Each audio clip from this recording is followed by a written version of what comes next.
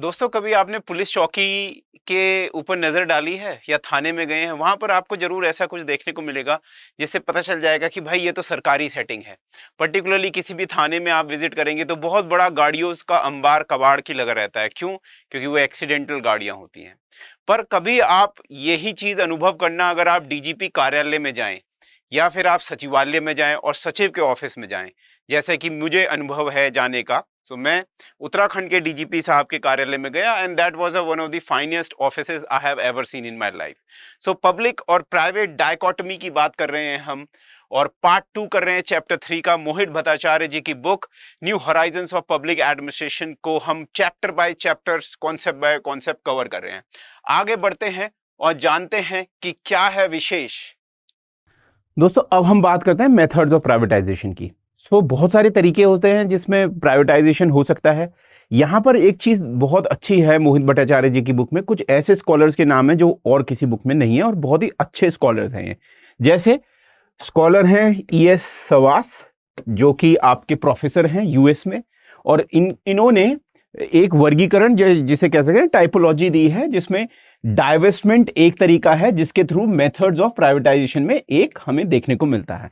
सो divestment का यहां पर मतलब क्या है? डाइवेस्टमेंट का मतलब है कि शेडिंग, अपने शेयर्स की, एंटरप्राइजेस की या एसेट्स की शेडिंग करना। शेडिंग का मतलब है कम करना। जैसे कोई चीज बड़ी थी, उसको शेड कर दिया, इतना हिस्सा, इतना हिस्सा, इतना हिस्सा, इतना हिस्सा कम कर दिया। अब ये हो सकता है कि कोई ऑनगोइंग ऑर्गेनाइजेशन जो इनटू द बिजनेस है तब बेच दी जाए, सोल्ड और given away as ongoing business है, या may be close down, close हो गई है, क्लोज कर दी गई है और तब उसके असेट्स को सोल्ड कर दिया जाए। ये है तरीका जिसको हम बोलते हैं डाइवेस्टमेंट, राइट। ये आपको ध्यान रखना है। अब आगे बढ़ेंगे। अगला जो इन्होंने बताया रोल, वो है डेलीगेशन। अब डेलीगेशन तो होता है जो हमारे पास कुछ निहित पावर्स हैं उसको हमने किसी को दे देना। यहां पर क्या करती है सरकार, अपने जब प्राइवेटाइजेशन के मोड में डेलीगेशन को अपनाती है तो उसमें कंटिन्यूअस रूप से क्या करती है, अपना एक तरीके से रोल रखती है और पूरी तरह उसको खत्म नहीं कर देती है। तो it is a continuous active role होता है गवर्नमेंट का। और या तो प्राइवेट सेक्टर को दे दिया जाता है पार्ट ऑफ, या पूरा ही कुछ पार्ट दे दिया जाता है, या ओवरऑल भी एक्टिविटी कई बार दे दी जाती है और ज्यादा समय तक। परंतु फिर भी सरकार उस पर क्या रखती है, अपना कब्जा करने की कोशिश, कब्जे का मतलब है कंट्रोल करने की कोशिश अपनी रखती है। और फिर भी जब अगर उसने सरकार ने ये प्रोविजन कर लिया है कि गुड्स और सर्विसेज में प्राइवेट सेक्टर का आने देना है, फिर भी वो एक तरीके से अपना प्रभुत्व बनाए रखना चाहती है। So retain responsibility overseeing the results, ये ध्यान रखती है, क्योंकि ये कुछ महत्वपूर्ण ऐसे चीजें हो सकती हैं जहां पर सरकार को मार्केट फेलियर में या फिर जब कंसर्न्स ऑफ क्वालिटी हो, इंटरवीन कभी भी करना पड़ जाए। कई तरीके से हो सकता है, कॉन्ट्रैक्ट के जरिए हो सकता है। जैसे सरकार क्या करती है, बहुत सारी म्यूनिसिपैलिटीज हैं, उन्होंने क्या किया है, उन्होंने अपने जो फंक्शन है गार्बेज के कलेक्शन को क्या कर दिया है, प्राइवेटाइज कर दिया है। तो ये है कॉन्ट्रैक्ट दे दिया कि आप करें, हम आपको इसका पैसा दे देंगे, या आप स्वतः ही पैसा, what you can take the money from the public and we are in a contract. Then government भी अपनी फ्रेंचाइज खोल सकती है, जो उसकी मास्टर एक कैटेगरी है, वो लोगों को अपने अलग अलग शहरों में खोलने के लिए दे सकती है। साथ में ग्रांट हो सकता है, किसी एक प्राइवेट फर्म को अपना बिजनेस का कुछ पार्ट करने के लिए ग्रांट दी जा सकती है कि आप हमारे बिहाफ पे ये करो। या फिर वाउचर हो सकता है। ये वाउचर जो शब्द है, I was reading it is more, I read it about in Russia. Russia में क्या हुआ था, और भी जगह हो सकता है, मैं रशिया के कंटेक्स्ट का एग्जाम्पल आपको बता रहा हूं। वहां पर जब प्राइवेटाइजेशन शुरू हुआ और 1990s के बाद, जो रशिया में सोशलिस्ट सिस्टम से इंटीग्रेट करना चाहा कैपिटलिस्ट सिस्टम में, वहां पर लोगों के पास, जनता के पास इतना पैसा नहीं था कि सरकार को खरीद सके, सरकार की कंपनीज को खरीद सकें, right. So there were no big players. So लोगों को वाउचर के तहत क्या दिया गया, एक प्लान दिया गया कि आप सरकारी कंपनियों में क्या करें, इन्वेस्ट करें छोटा। तो वाउचर का वैसे होता है किसी भी चीज का जो लेखा जोखा होता है, फाइनेंशियल ट्रांजैक्शन का, या कोई गुड्स खरीदी जाती है उसको रिकॉर्ड करना, ये वाउचर के टर्म में यूज होता है, सरकारी विभागों में भी यूज करा जाता है। डिसइन्वेस्टमेंट के केस में मैंने रशिया का एग्जांपल दिया, वहां पर छोटे आम जनता से कहा गया कि सरकार की कंपनियों में आप क्या करो, एक तरह से इन्वेस्ट करो छोटे छोटे शेयर्स में। ये तरीके हो सकते हैं डेलीगेशन के। अब आगे बात करते हैं, yes, so now the third is displacement. So displacement मतलब यहां पर कहीं कोई चीज प्लेस थी और उसको हटा दिया गया है, डिस्प्लेस कर दिया गया है, और gradually by the private sector को मौका मिलता है और सरकारी कंपनी धीरे धीरे धीरे धीरे वहां से एग्जिट हो जाती है, कर दी जाती है। और कई तरीके से ये हो सकता है, बाय डिफॉल्ट हो सकता है। डिफॉल्ट का मतलब है कि सरकार इतनी तरह उसके जो बिजनेस था, जिस चीज में वो पर्पस में लगी हुई थी, वो इतना खराब हो गया कि अब वो कुछ हो ही नहीं सकता। इसका एग्जाम्पल इंडियन कंटेक्स्ट में अगर देखें, सो बहुत सारी चीनी मिल्स जो थी, शुगर फैक्ट्रीज जो थी, बहुत सारी शुगर फैक्ट्रीज इतनी खराब हालत में आ गई थी उत्तर प्रदेश में कि उनको मायावती जी की रिजीम में बहुत सारी कंपनीज को, आप ये पढ़ना एक बात सर्च जरूर करना कि मायावती, और उन पे आरोप भी लगे हैं मायावती जी पे, जो उत्तर प्रदेश की प्रधानमंत्री चीफ मिनिस्टर थी, कि she sold all those sugar cane factories at a very I would say piecemeal basis, right, okay. पर वो उनमें से बहुत सारी की हालत ऐसी हो गई थी कि वो कुछ कबाड़ से ज्यादा नहीं रह गई थी, लोहा था, राइट। सो डिफॉल्ट, वहां पर कुछ गवर्नमेंट उसको रिवाइव ही नहीं कर पाई। फिर गवर्नमेंट कई बार क्या करती है, विड्रॉल कर लेती है कई एक्टिविटीज से। जैसे पहले गवर्नमेंट क्या करती थी, मॉडर्न ब्रेड बनाती थी, मॉडर्न नाम की ब्रेड। ये सरकार ने कहा कि अब ये सरकार का काम नहीं है। 1991 के बाद सरकार ने कहा कि we do not want to make such breads, rather हमारा क्या काम होगा, we will do something else, we will do a regulatory function. तो आज आपको पता है FSSAI है जो स्टैंडर्ड और सिक्योरिटी अथॉरिटी है फूड से रिलेटेड, वो है भारत में। इसके साथ साथ डीरेगुलेट भी कर लेती है सरकार। कोई चीज को सरकार ने बांध के रखा था, उसको डीरेगुलेट, ओपन कर दिया। For an example, earlier only and only BSNL or sarkari companies were there in telecom sector, but then this sector was deregulated and more companies came, and now you have a very vibrant telecom sector in India.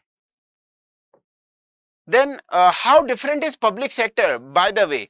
So there are many of the scholars of public administration who have different view.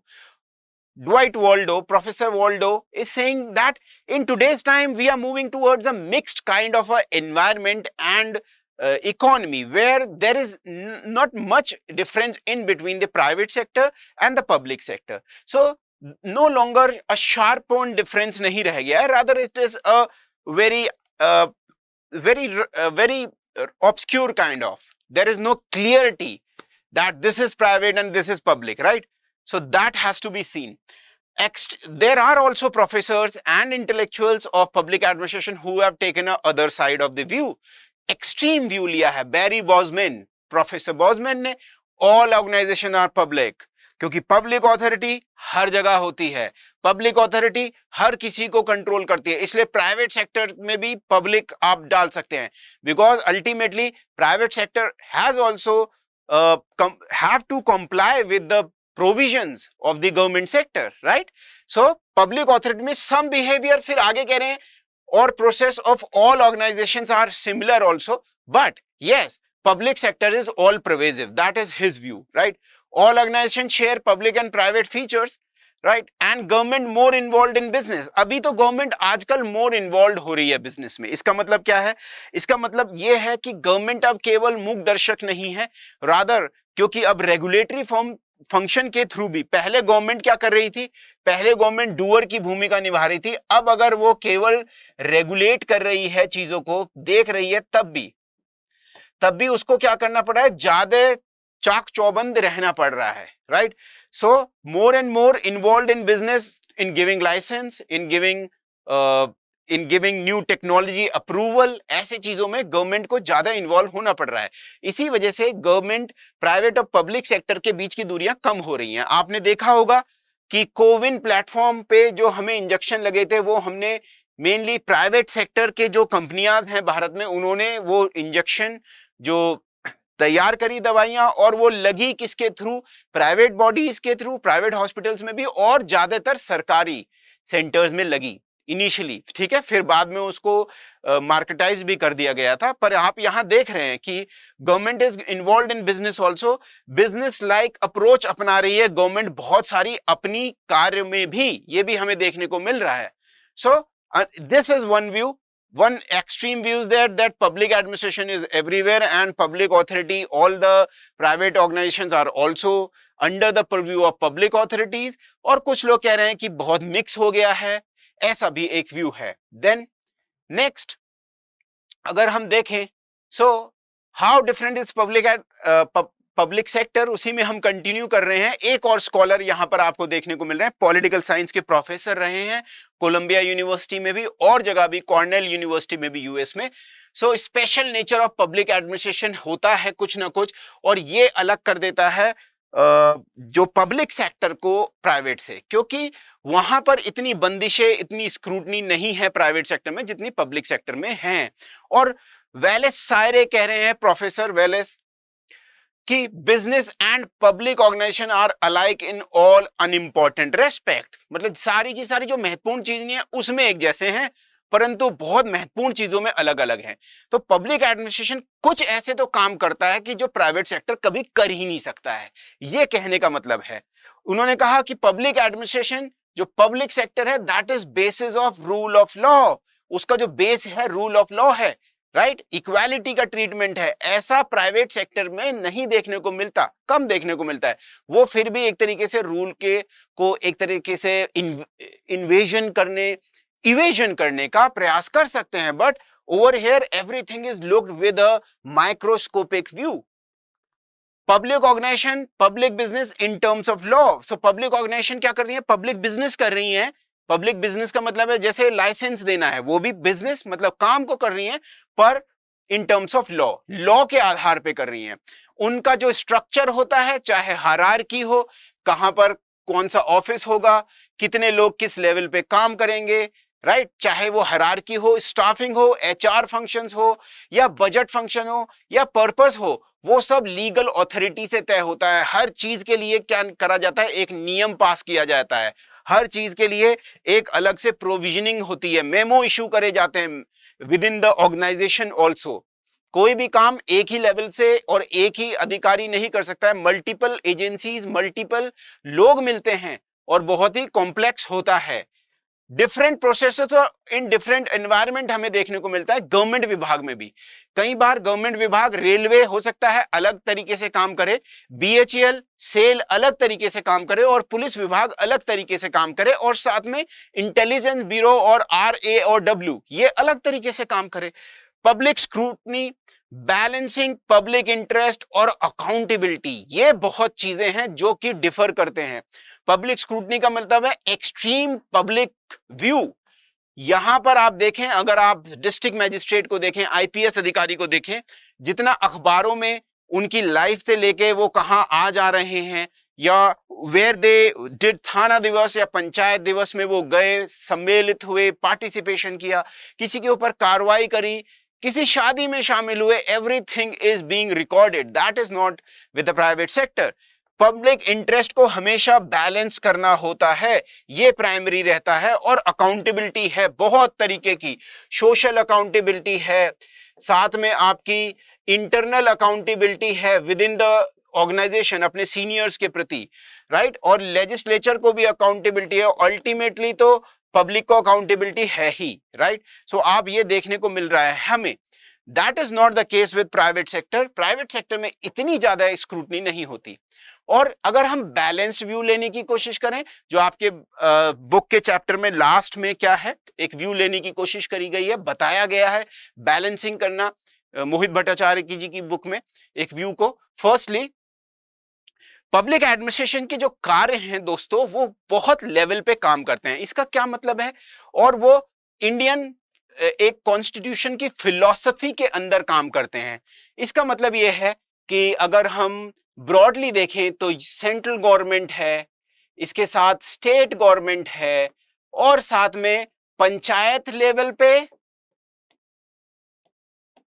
या फिर आपका municipality,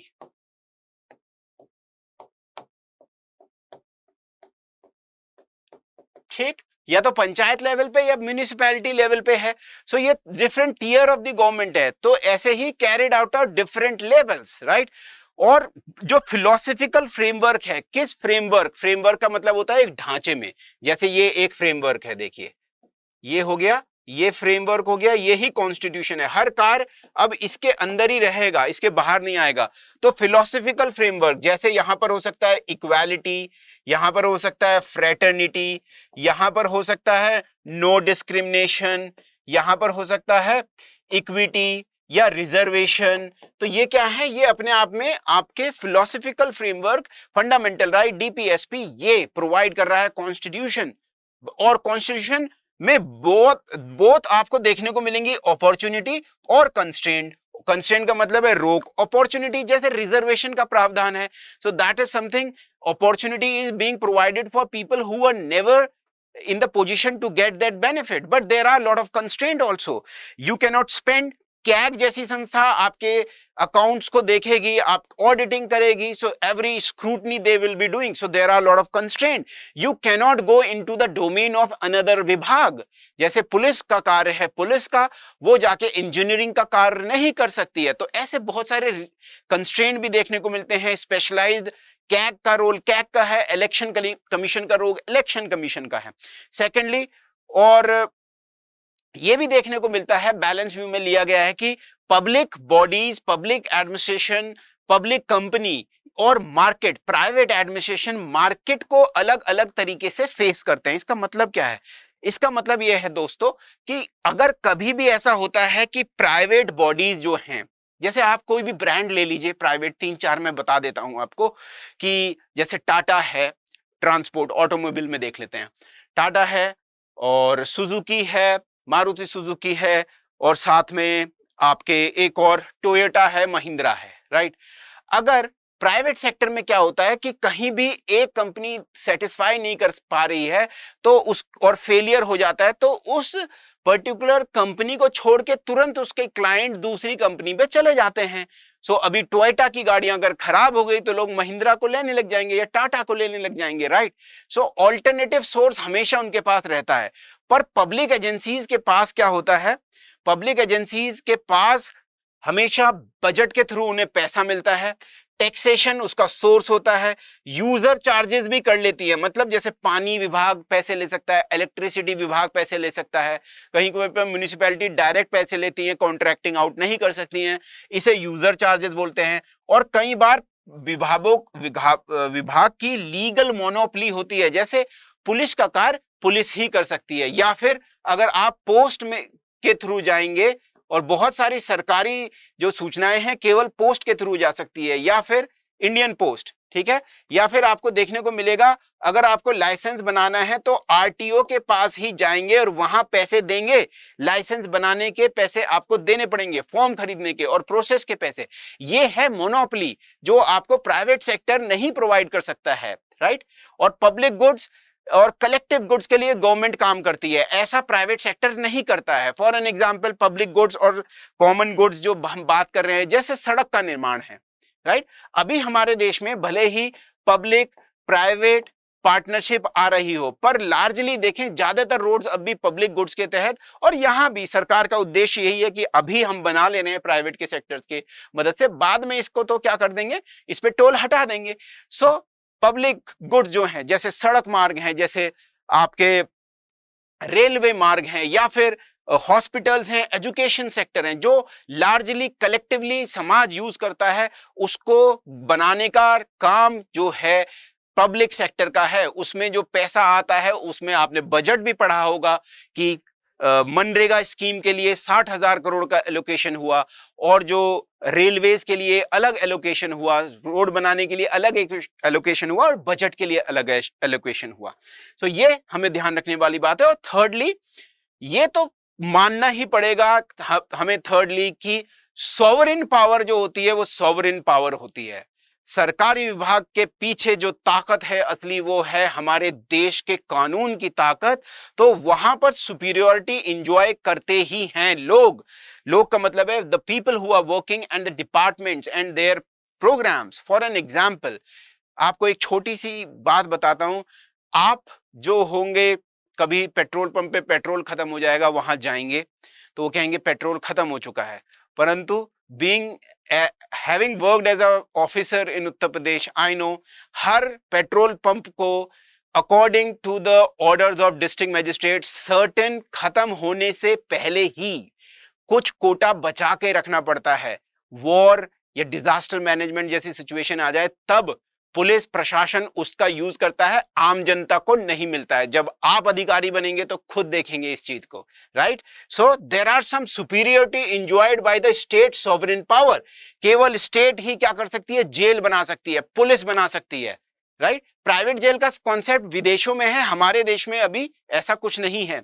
सो jail अधिकारी की, jail superintendent की भर्ती होती है, private की तो नहीं होती नहीं है, राइट। सो ये कुछ सॉवरेन पावर्स हैं जो केवल स्टेट के पास हैं।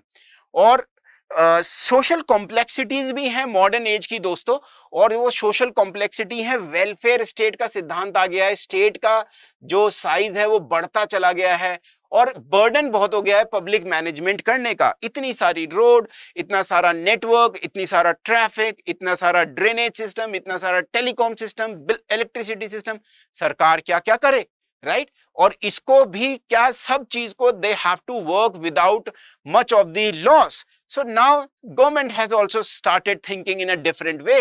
So nature of public service management भी अब change हो रहा है। कैसा हो रहा है? ब्यूरोक्रेटिक हायरार्की से वो डाइवर्सिफाइड पैटर्न पे जा रहा है। मतलब कि पहले एक चीज को कराने के लिए बहुत सारी काम क्या होते थे, ऊपर से नीचे होते थे और नीचे से ऊपर, that was hierarchy. So less government more governance की जो बात सरकार कह रही है वो देखने को मिल रही है। कैसे?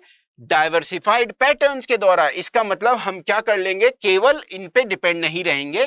यहां पर हो सकता है एनजीओ की सहायता ले लें, या सेल्फ हेल्प ग्रुप की सहायता ले लें, या फिर प्राइवेट बॉडीज की भी सहायता ले लें, हाइब्रिड टाइप की ऑर्गेनाइजेशंस की सहायता ले लें। So that it is becoming hierarchical से लेके it is becoming horizontal. Diversified pattern देखने को मिल रहे हैं सरकार में, एनजीओ के थ्रू, एसएचजी के थ्रू, प्राइवेट के थ्रू। सरकारें क्या कर रही है, आपस में कोलैबोरेशंस कर रही हैं, और more focus on quality of service.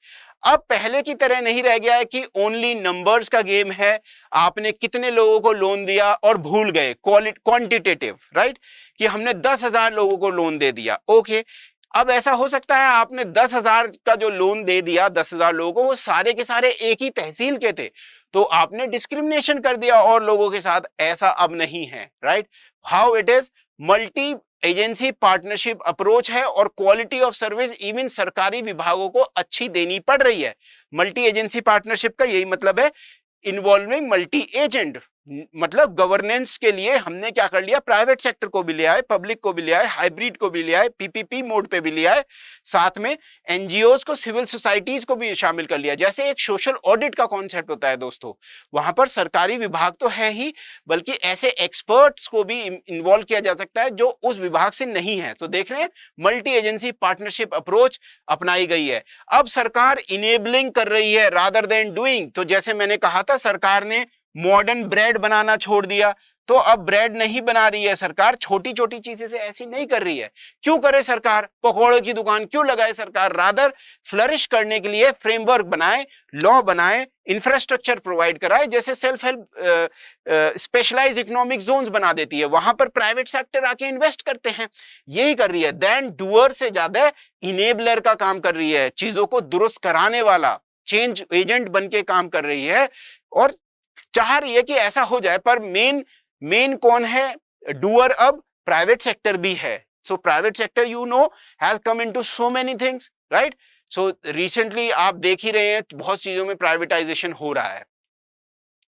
सो अब ये जो ट्रांजिशन का पीरियड होता है, तो वहां पर आपको क्या मिलता है, ओल्ड मैनेजमेंट भी एग्जिस्ट कर रहा है। फॉर एन एग्जांपल, अगर आप जानते ही होंगे दोस्तों, आप ऐसे अपने फ्रेंड्स को या किसी सीनियर को जो कि सरकारी बैंकों में काम कर रहे हैं, आज उनसे पूछिए कि कैसा माहौल है। दे विल से, यार pressure we have is more than even private sector, क्योंकि नई नई गवर्नमेंट स्कीम लाती हैं, we have to work very hard. नोटबंदी के समय they had a very horrible kind of experience, they had to work very hard, right?